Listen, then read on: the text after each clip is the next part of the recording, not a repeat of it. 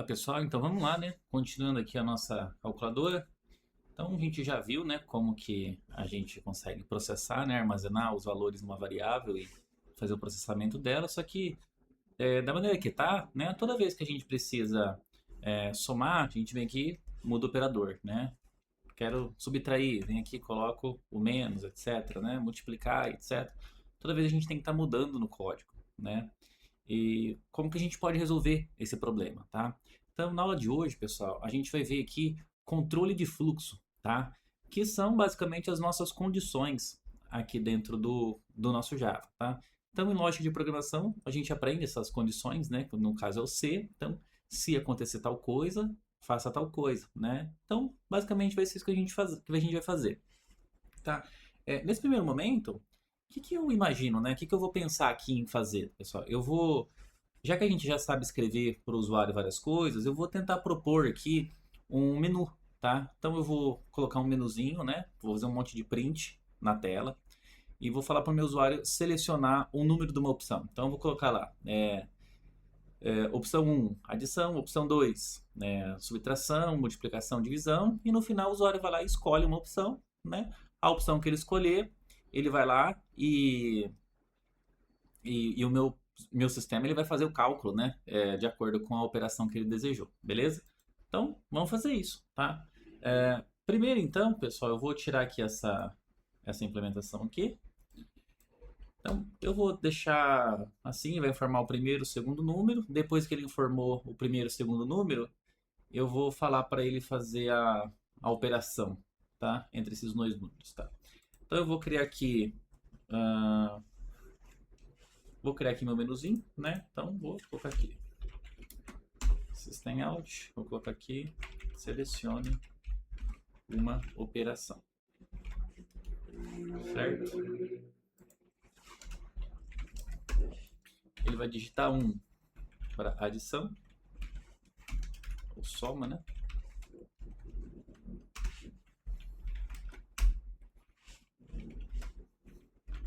Diferença, ou subtração. Vou colocar adição, né? Para a gente padronizar o nome. Adição, subtração. 3 para multiplicação. E 4 para divisão, certo?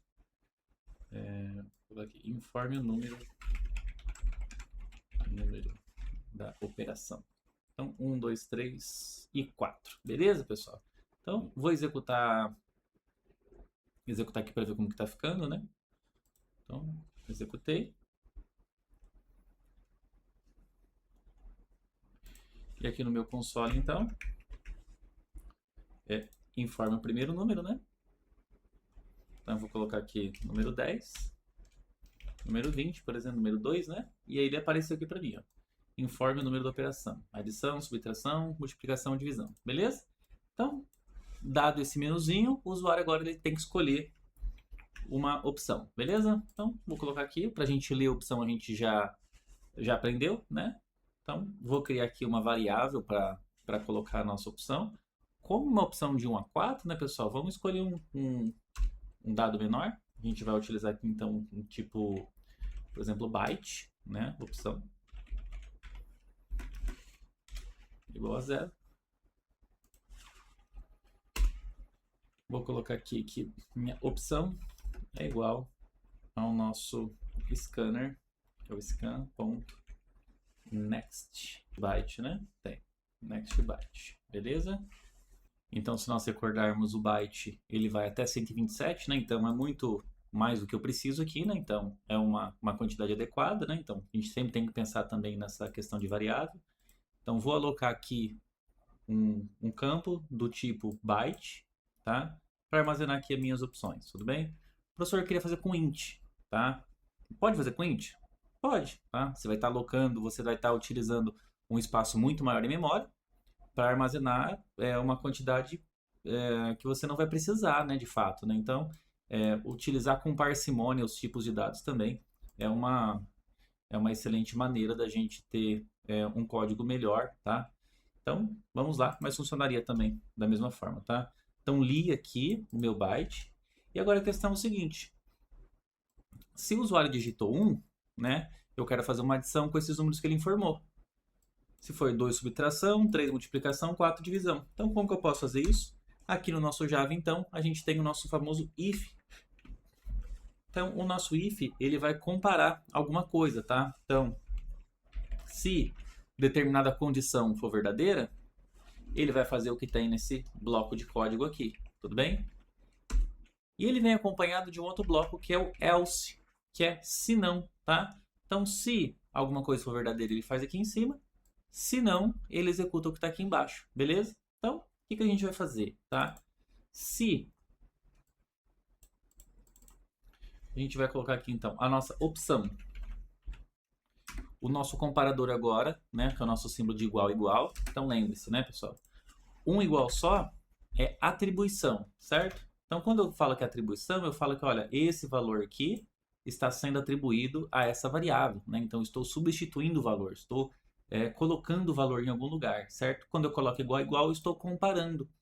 Eu não estou fazendo uma atribuição, quero saber se isso é igual, né, equivalente a, por exemplo, 1, tá?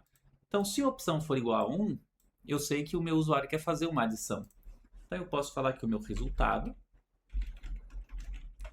é igual a número 1 mais número 2. Beleza? Se for igual a 1, ele vai fazer isso, tá? E se não for, né? Ou seja, se for qualquer outra coisa sem ser 1, então vai cair aqui nesse nosso bloco else, tudo bem? E o que a gente deveria fazer aqui, né? Se a gente colocar, por exemplo, então faça a subtração, vocês concordam comigo que ainda vai faltar a multiplicação e divisão, tá? Então, se a opção for igual a 1, ele faz alguma coisa, se não, faz a subtração, tá? Só que ainda tem dois casos que a gente não tratou, né? Que é de multiplicação e divisão. Então, dentro desse bloco else aqui, eu posso colocar mais um bloco if, tudo bem? Como que eu posso fazer isso? Então, se for igual a 1, eu vou fazer isso. Se não, e aí o meu compilador entra aqui dentro, tá? Então ele vai executar o que tem aqui dentro. E eu posso perfeitamente abrir uma outra condição aqui, tá? Se não, se opção igual a 2, abro o meu bloco if e vou falar agora que o meu resultado é o número 1 menos o número 2, certo? Se não, certo? Então não é 1, não é 2. Se não, então é o quê? Ou é 3 ou é 4, né? Então eu tenho ainda duas alternativas e eu só tenho esse bloco. Posso colocar um if aqui dentro de novo, tá? Se não, opção igual a 3. Então se for igual a 3, eu vou falar que é a minha multiplicação, tudo bem? Então, resultado é igual número 1 vezes número 2, certo? E se não for 1, nem 2, nem 3, teoricamente, só pode ser 4, né? Então, else, se não for nenhuma dessas aqui, eu vou compreender que ele quer fazer, então, uma divisão. E eu vou colocar que o meu resultado é igual ao número 1 dividido por número 2. Beleza? Tranquilo. Então, depois que eu fiz tudo isso aqui, no final do meu bloco if aqui, ó, o código já está um pouquinho grande, né? Se vocês repararem aqui do ladinho no nosso NetBeans, nós temos a opção de colapsar o código, tá? Ele minimiza para ficar um pouco mais fácil para a gente ler, tá? Então ele não apaga o código, ele só minimiza, tá? Então depois que ele fez tudo isso, né? Se for adição ele vai somar, se for subtração ele vai subtrair, multiplicar, dividir, né? E ele vai mudando o valor da variável resultado. Então depois que ele passar por todo esse processamento aqui, por esses blocos de condição, o resultado ele vai ter um valor, seja ele soma, subtração, né? Então eu vou colocar aqui uma mensagem, o resultado da operação. Olha esse resultado, né? Vou passar o resultado. 2 pontos. Vou concatenar aqui e vou colocar resultado, tá? Vamos testar então agora, pessoal? Então, cliquei aqui para rodar. Deixa eu... Informe o primeiro número. Vou colocar aqui o número 10. Tudo bem? O segundo número eu vou colocar o número 5. O que eu quero fazer? Vou adicionar. Então, adição 1, resultado 15. Porque 10 mais 5 é igual a 15. Beleza? Vamos voltar aqui e vamos testar outra operação. Rodei de novo. 10, segundo número 5. E agora eu vou subtrair. Opção 2. Repare que o resultado agora é 5. Então, ele verificou se a opção é igual a 1. Não era. Caiu aqui no bloco else. E aí ele perguntou, opção é igual a 2? É igual a 2. Então, o resultado é o número 1 menos o número 2. Beleza? Então, vamos rodar novamente. Vamos testar agora com a multiplicação.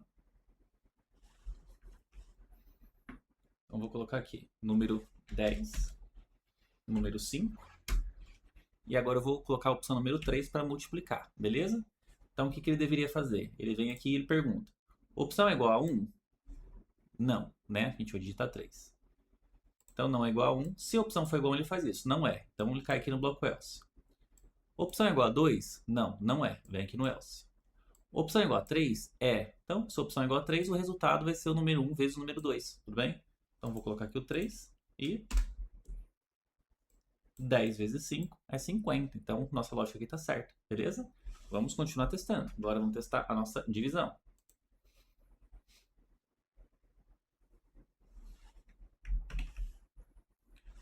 (10), primeiro número, 5, segundo número. E agora eu vou apertar aqui o 4 para a gente fazer a divisão, né? Então, ele vai perguntar, opção é igual a 1? Não. Então, vem aqui no bloco else. Opção é igual a 2? Não.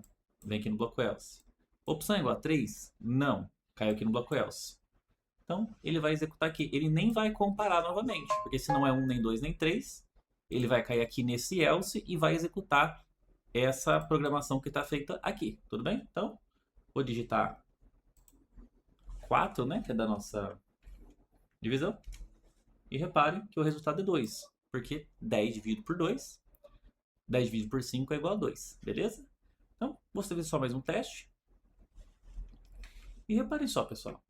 Se eu executar novamente e colocar qualquer número que não esteja entre 1 e 4, como será que o nosso software vai se comportar, né? Então, vou colocar aqui o primeiro número 10, vou colocar o segundo número 5 e vou colocar um número que não existe ali, 0, 5, tá? Vou testar com 5, tá? E reparem, resultado 2, tá? Então, vamos dar uma olhadinha aqui na nossa lógica, né? Ele perguntou, opção é igual a 1? A gente digitou 5, né? Não. Veio aqui no else. Opção é igual a 2? Não. Caiu aqui no else e perguntou de novo. Opção é igual a 3? Não. Então, tudo que não for 1, nem 2, nem 3 vai cair aqui. Independente se for 0, se for 5, se for 100, se for 1 milhão, tá? Então, a gente tem um problema lógico aqui, né? Nós deveríamos fazer alguma coisa para falar, então, que a opção que o usuário escolheu ela é inválida, né? Então, a gente pode resolver isso aqui mesmo. Então, vamos regressar aqui no nosso código. Então, a gente está tendo esse problema aqui. A gente só pode fazer essa operação se o meu usuário escolheu 4, tudo bem? Então, vou colocar mais um if aqui dentro. Então, if opção igual a 4, certo? Vou colocar esse meu processamento aqui dentro, né? Que é da divisão. Se não, ou seja, se não for opção 1, 2, 3 ou 4, que foram as opções que eu dei para o meu usuário, né? Que eu estou fazendo algum tipo de processamento, eu vou falar para ele escrever aqui na tela opção inválida, certo? E vamos testar.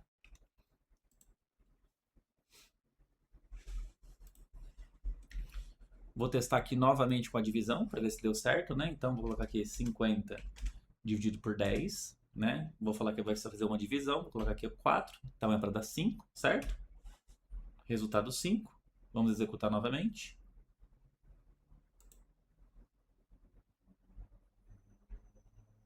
Primeiro número, 50 por 10. E agora eu vou digitar uma opção que não seja nem 1, nem 2, nem 3, nem 4, nem 5. Vou colocar aqui, por exemplo, o 0, tá? Não é nem 1, nem 2, nem 3, nem 4. Ou seja, não está compreendido dentro das nossas condições. Se eu colocar 0, ele fala opção inválida e coloca aqui o resultado zero. Por que ele colocou o resultado zero, né, pessoal? Porque depois da operação aqui, ele está exibindo o valor da nossa variável resultado, tá? Então ele não processou nada, continuou valendo zero e só exibiu uma mensagem de opção inválida, tudo bem? Pessoal, espero que esteja claro como que a gente usa essas verificações, né? Então, esse é o nosso início aqui no nosso conteúdo de condições, né?